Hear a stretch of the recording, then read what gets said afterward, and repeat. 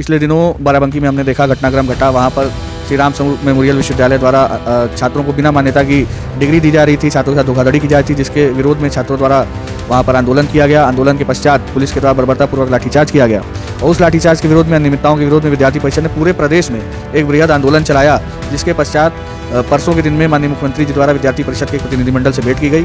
इस प्रतिनिधिमंडल ने अपनी 4 सूत्री मांगें मुख्यमंत्री जी के सामने रखी, जिन सभी मांगों को स्वीकार करते हुए मुख्यमंत्री जी ने बताया कि अभी कार्रवाई कहां तक पहुंची है। इसके बाद एक बड़ा निर्णय प्रदेश की सरकार ने लिया कि पूरे प्रदेश भर के जितने महाविद्यालय विश्वविद्यालय हैं जो कि गैर मान्यता प्राप्त तरीके से, यानी कि बिना मान्यता के, बिना BCI के, बिना फार्मेसी काउंसिल की मान्यता के, बिना AICTE की मान्यता के जो प्रोफेशनल कोर्सेज चला रहे, अलग अलग कोर्स चला रहे हैं, उन सभी की जांच मंडल आयोग के स्तर पर एक जांच समिति बना के सभी जिलों में होने जा रही है। तो यह विद्यार्थी परिषद के आंदोलन की, विद्यार्थी परिषद कार्यकर्ताओं के संघर्ष की ही जीत है कि आज जो 4 सूत्री मांगों को लेकर हम पिछले 5 से 6 दिनों से आंदोलनरत थे, वह सभी मांगों को प्रदेश सरकार ने अंततः स्वीकार करते हुए उस पर कार्य करना शुरू कर दिया है।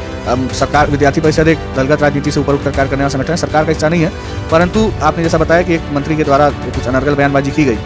तो उसकी त्वरित प्रक्रिया विद्यार्थी परिषद ने दी, उनका पुतला जलाया और उसके पश्चात वो मामला वहीं पे खत्म हो गया, जब उनके सुपुत्र ने, जो कि स्वयं उनकी पार्टी के महासचिव के पद पर हैं, उन्होंने इस पूरे घटनाक्रम पर खेद जताया और छात्रों का पक्ष लेते हुए उन्होंने कहा कि विद्यार्थी परिषद का जो संघर्ष है वो सही है और छात्रों के ऊपर जो लाठीचार्ज हुआ है, वहाँ विश्वविद्यालय ने जो अनियमितताएं की हैं वो गलत है, उन पर कार्रवाई होनी चाहिए। उन्होंने विद्यार्थियों का पक्ष लिया उनके खुद के सुपुत्र ने। फिर कल के दिन में हम देखते हैं कि माननीय मंत्री जी ने भी, वह भी एक चैनल पे इंटरव्यू के दौरान उन्होंने कहा कि उनकी बात को कहीं ना कहीं गलत तरीके से मीडिया के द्वारा पेश किया गया, जिससे छात्र आंदोलित हुए और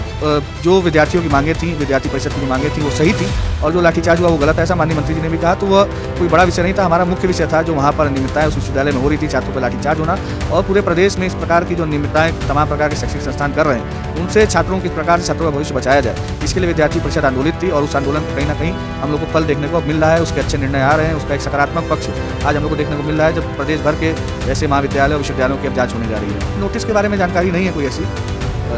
किस परिप्रेक्ष्य में कैसी नोटिस की बात कर, बड़ी जिम्मेदारी के साथ मैं बता सकता हूँ कि विद्यार्थी परिषद ने किसी पे भी, कोई भी इस पूरे घटनाक्रम में, चाहे वो अरविंद राजभर जी हों, चाहे पिताजी हों, हम लोग लोकतांत्रिक चीज़ों में विश्वास रखते हैं। उन्होंने बयान दिया, हमने त्वरित प्रतिक्रिया दी, जो उनका विरोध किया, उनके बयान का विरोध किया और मांग की कि वो अपने बयान पर खेद जताए। तो ऐसा उनके सुपुत्र ने परिपक्वता दिखाते हुए किया और विद्यार्थी परिषद ने फिर उस चीज़ को वहीं छोड़ दिया। अब हम आगे बढ़ चुके हैं, हम छात्रों के मुद्दे पर बात कर रहे हैं। ऐसी किसी भी याचिका का, किसी भी प्रकार की कोई भी नोटिस का विद्यार्थी परिषद का कोई लेना देना भी नहीं है। किसी ने अगर किया भी होगा तो उसकी जानकारी अभी हम लोग को नहीं है। मेरा नाम अभय प्रताप सिंह है, मैं अखिल भारतीय विद्यार्थी परिषद काशी प्रांत का प्रांत मंत्री हूँ।